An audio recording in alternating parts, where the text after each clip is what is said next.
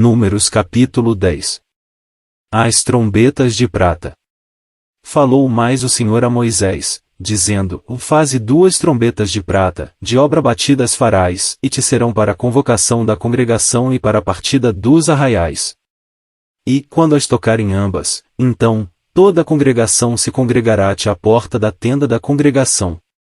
Mas, quando tocar uma só, então, a ti se congregarão os príncipes, os cabeças dos milhares de Israel. Quando, retinindo, as tocardes, então, partirão os arraiais que alojados estão da banda do Oriente.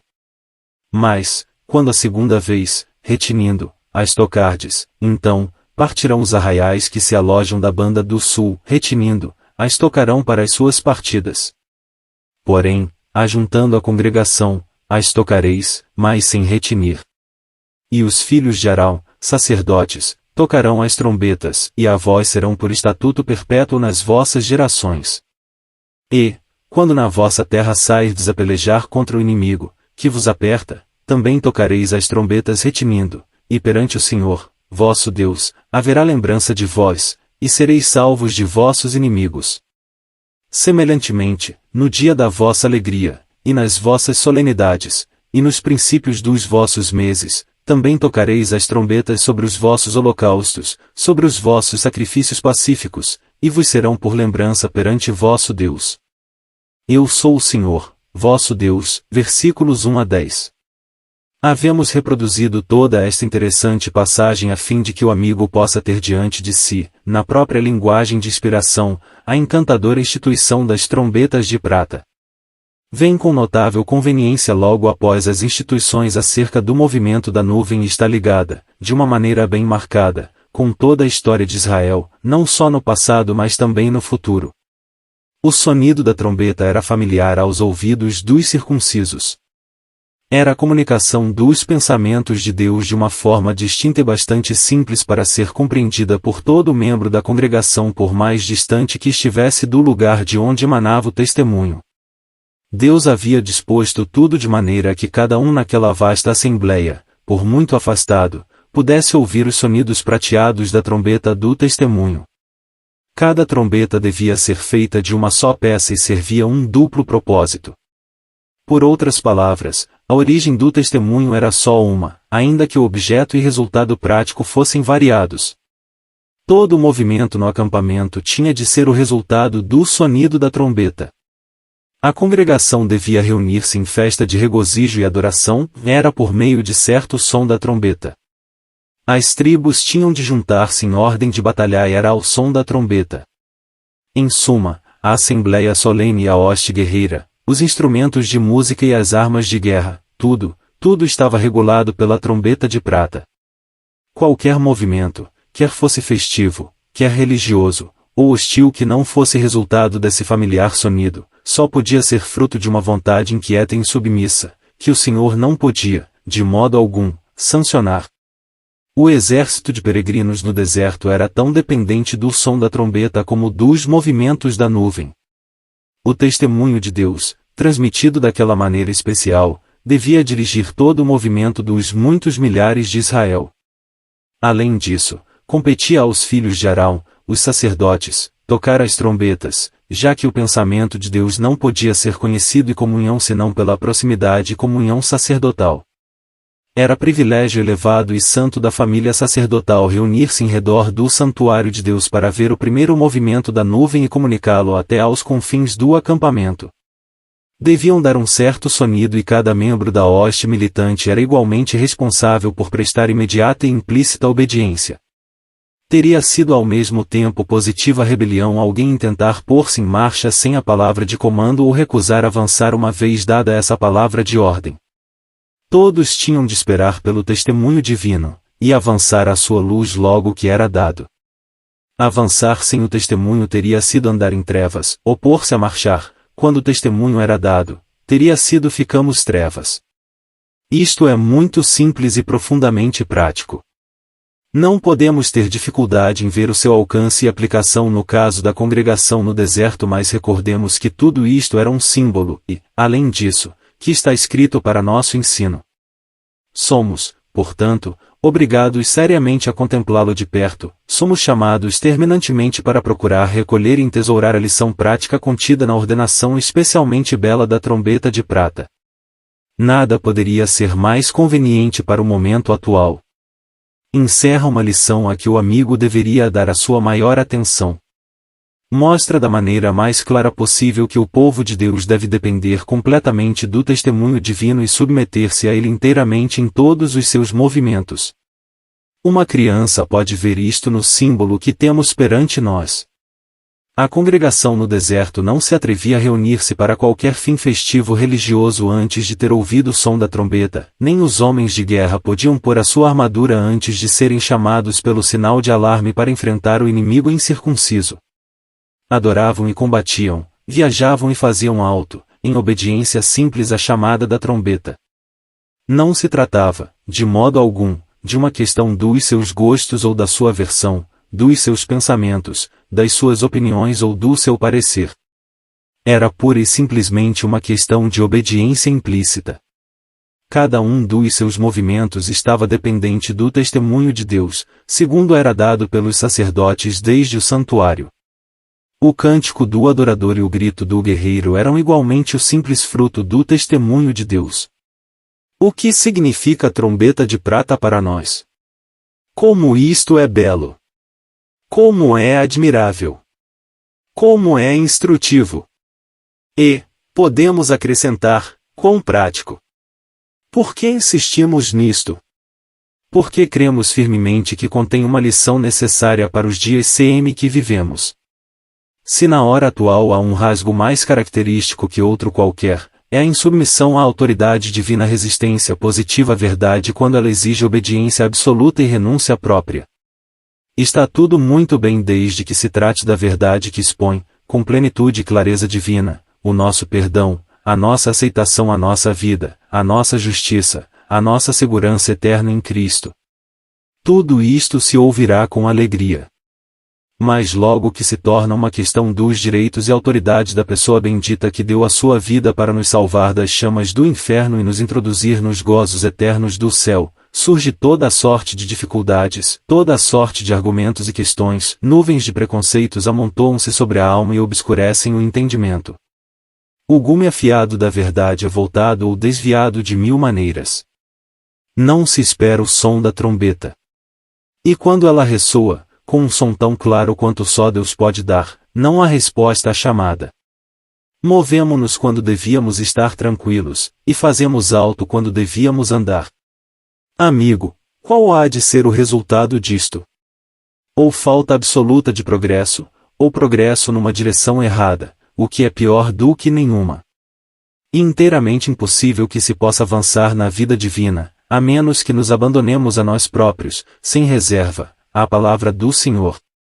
Podemos estar salvos pela rica abundância da misericórdia divina e por meio das virtudes expiatórias do sangue do Salvador, mas contentar-nos-emos em ser salvos por Cristo, sem buscar, de algum modo, andar com Ele e viver para Ele? Aceitaremos a salvação por meio da obra que Ele cumpriu, sem suspirar por uma mais profunda intimidade de comunhão com Ele próprio e uma mais completa submissão à sua autoridade em todas as coisas? Que teria acontecido a Israel no deserto se tivesse recusado estar atento ao som da trombeta? Podemos compreender facilmente a resposta. Se, por exemplo, tivessem tomado a liberdade de se reunir, em qualquer momento, com um fim festivo ou religioso sem a chamada divinamente estabelecida, qual teria sido o resultado? Ou, ainda mais, se tivessem decidido por si mesmos continuar a sua jornada ou sair para a guerra, antes de a trombeta ter dado alarme, que teria acontecido? Ou, finalmente, se tivessem recusado obedecer quando eram chamados pelo som da trombeta para uma reunião solene ou para avançar ou para a peleja, que lhes teria acontecido? A resposta é tão clara como a luz do sol. Ponderemo-la. Tem uma lição para nós. Apliquemo-la aos nossos corações. A trombeta de prata determinava e ordenava todo o movimento do antigo Israel. O testemunho de Deus deveria determinar e ordenar todas as coisas na Igreja de Deus, agora. Os antigos sacerdotes tocavam a trombeta de prata. o testemunho de Deus e conhecido agora em comunhão sacerdotal. O cristão não tem o direito de avançar ou agir à parte do testemunho de Deus. Deve aguardar a palavra do seu Senhor. Antes de a conhecer deve permanecer tranquilo. Logo que a recebe deve avançar. Deus pode comunicar e comunica o seu pensamento ao seu povo militante tão claramente agora como fez ao seu antigo povo. Não é, de certo, mediante o som de uma trombeta ou o movimento de uma nuvem, mas pela sua palavra e pelo seu Espírito. Não é por qualquer coisa que impressiona os sentidos que o nosso Pai nos guia, mas por aquilo que atua sobre o coração, sobre a consciência e o entendimento. Não é por aquilo que é natural, mas pelo que é espiritual que nos comunica o seu pensamento. Mas estejamos bem seguros disto, que o nosso Deus pode dar e dá aos nossos corações plena certeza quanto ao que devemos e não devemos fazer, quanto aonde devemos e aonde não devemos ir. Parece estranho que sejamos obrigados a insistir sobre isto, estranho que algum cristão duvide disto ou ainda mais estranho que o negue. E todavia assim é, ficamos por vezes mergulhados na dúvida e perplexidade, e há alguns que estão prontos a negar que possa haver alguma coisa que se pareça com a certeza quanto aos pormenores da vida e das ações diárias. Isto é seguramente um erro. Não pode um pai comunicar o seu pensamento ao filho quanto aos mínimos pormenores da sua conduta? Quem ousará negar isto? E não pode o nosso Pai Celestial comunicar-nos o seu pensamento quanto aos incidentes da vida diária? É indiscutível que pode e que o amigo cristão se não prive do santo privilégio de conhecer os pensamentos de seu Pai a respeito de todas as circunstâncias da sua vida diária. Devemos supor, ainda que só por um momento, que a Igreja de Deus está em piores condições, quanto à questão de orientação, o que o acampamento no deserto. Impossível. Como se explica, pois, que a miudadas vezes se vê em cristãos perplexos quanto aos seus movimentos? Isto deve ser devido ao fato que não têm os ouvidos atentos ao som da trombeta de prata e uma vontade submissa para responder a um som. Pode, todavia, dizer-se que não vamos esperar ouvir uma voz do céu dizer-nos para fazermos isto ou aquilo ou para ir aqui ou ali, nem tampouco encontrar um versículo formal na Escritura para nos guiar nas coisas mais simples da nossa vida diária. Como poderá uma pessoa saber, por exemplo, se deve visitar uma cidade determinada e permanecer nela um determinado tempo? A nossa resposta é que se o ouvido está atento, ouvir-se-á seguramente soar a trombeta de prata. Antes que ela haja soado, nunca se mova, logo que ela haja soado, não se demore. Isto torna tudo tão claro, tão simples, tão certo e seguro. É o grande remédio para a dúvida, a indecisão e a vacilação. Isto nos salvará da necessidade de andar de um lado para o outro em busca de conselhos quanto a isto e quanto àquilo, de como devemos agir ou aonde devemos ir. E, além disso, isto nos ensinará que não é da nossa responsabilidade procurar dirigir as ações ou os movimentos dos outros. Tenha cada qual o seu ouvido atento e o seu coração submisso, e então terá toda a certeza que Deus pode dar-lhe quanto aos seus atos e movimentos do dia a dia. O nosso Deus pode em sua graça esclarecer-nos em todas as decisões. Se não o fizer, ninguém poderá fazê-lo. Se o faz, não temos necessidade de coisa alguma a mais. Isto basta quanto à instituição das trombetas de prata, cujo tema não prosseguiremos, ainda que a sua aplicação se não limite, como já dissemos, a Israel no deserto, mas esteja ligada com toda a sua história até ao fim. Assim, temos a festa das trombetas, a trombeta do jubileu, o som das trombetas sobre os sacrifícios, sobre os quais não nos deteremos agora, visto que o nosso objetivo imediato é chamar a atenção do amigo para o grande pensamento apresentado no parágrafo inicial do nosso capítulo. Que o Espírito Santo grave em nossos corações a lição importante das trombetas de prata. A partida consoante o mandamento do Senhor. Chegamos agora no nosso estudo sobre este livro precioso, ao momento em que o acampamento é chamado a pôr-se em marcha. Tudo está devidamente organizado segundo essa grande regra, o mandamento do Senhor. Cada homem segundo a sua linhagem e cada tribo segundo a sua bandeira estão no seu lugar que Deus lhes tem assinalado. Os levitas estão no seu posto, cada qual com o seu trabalho particular para fazer.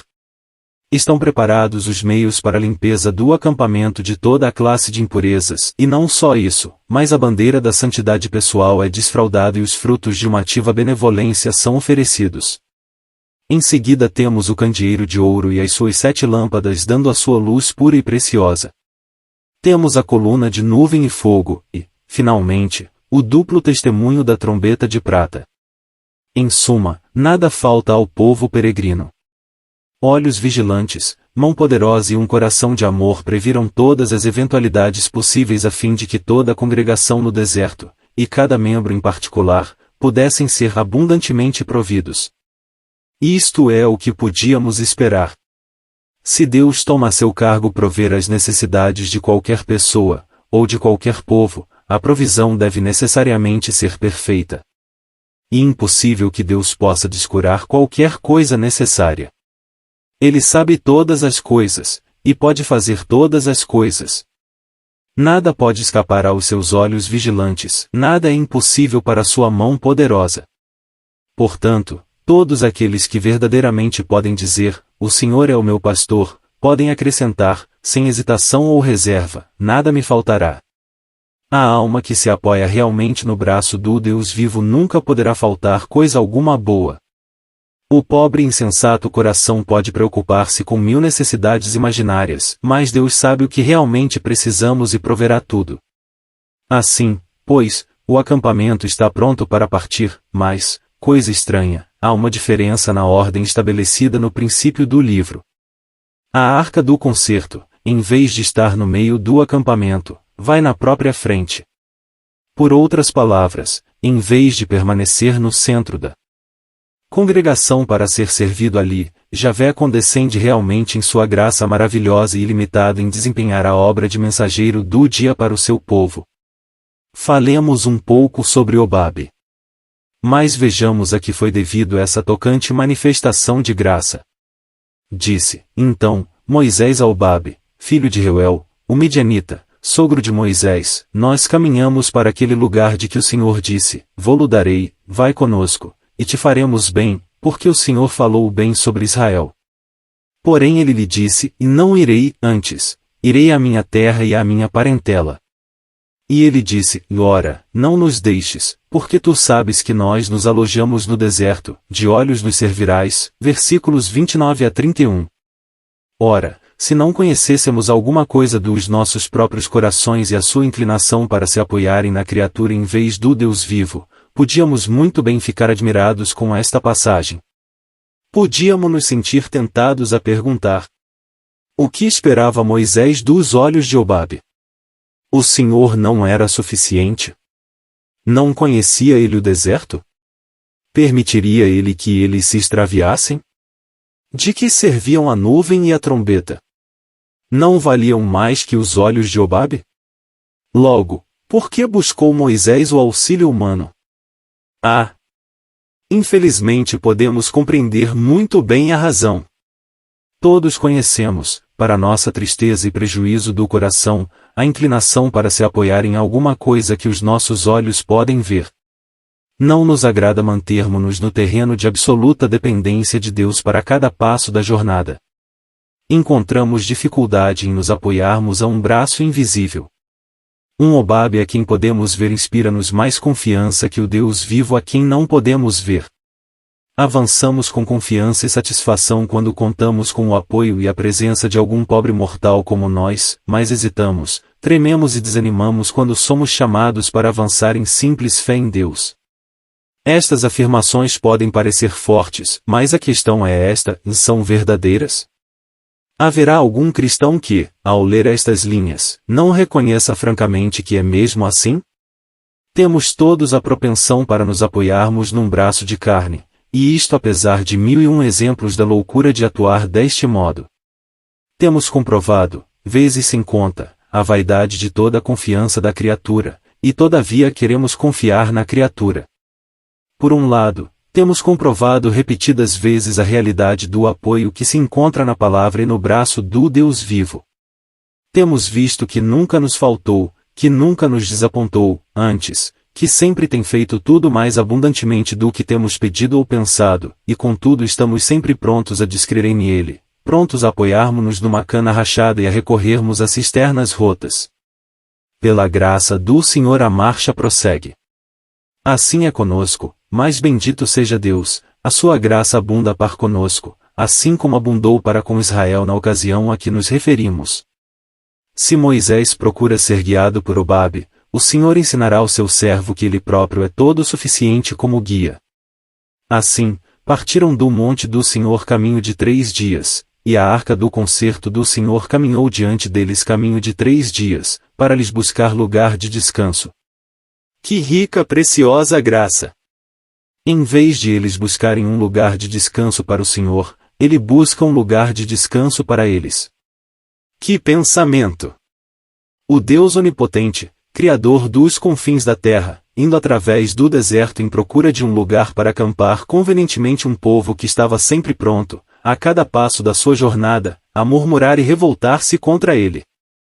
Tal é o nosso Deus, sempre paciente, misericordioso, poderoso, santo, elevando-se sempre, na magnificência da sua graça, acima de toda a nossa incredulidade e faltas, e mostrando-se superior, em seu grande amor, a todas as barreiras que a nossa infidelidade gostaria de levantar, demonstrou seguramente a Moisés e a Israel que era, como guia, muito melhor do que 10.000 Obabe.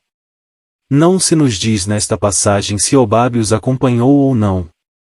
Recusou certamente o primeiro apelo e talvez também o segundo. Porém, é-nos dito que o Senhor foi com eles. E a nuvem do Senhor ia sobre eles de dia, quando partiam do arraial. Bendito abrigo no deserto! Feliz e infalível recurso em todas as coisas! Ia adiante do seu povo para buscar um lugar de repouso, e quando ia encontrado um próprio para as suas necessidades, fazia alto com eles e estendia sobre eles a sua asa protetora para os guardar de todos os inimigos. Achou-o na terra do deserto e num ermo solitário cheio de uivos, trouxe-o ao redor, instruiu-o, guardou-o como a menina do seu olho. Como a águia desperta o seu ninho, se move sobre os seus filhos, estende as suas asas, toma-os, e os leva sobre as suas asas, assim, só o Senhor o guiou, e não havia com ele Deus estranho. Deuteronômio 32 versos 10 a 12. Estendeu uma nuvem por coberta, um fogo para os alumiar de noite. Salmos 105 verso 39. Assim, pois, tudo foi provido segundo a sabedoria, o poder e a bondade de Deus. Nada faltou, nem podia faltar, visto que Deus mesmo estava ali. Era, pois, que, partindo a arca, Moisés dizia: Levanta-te, Senhor, e dissipados sejam os teus inimigos, e fujam diante de ti os aborrecedores. E, pousando ela, dizia: E volta, ó Senhor, para os muitos milhares de Israel.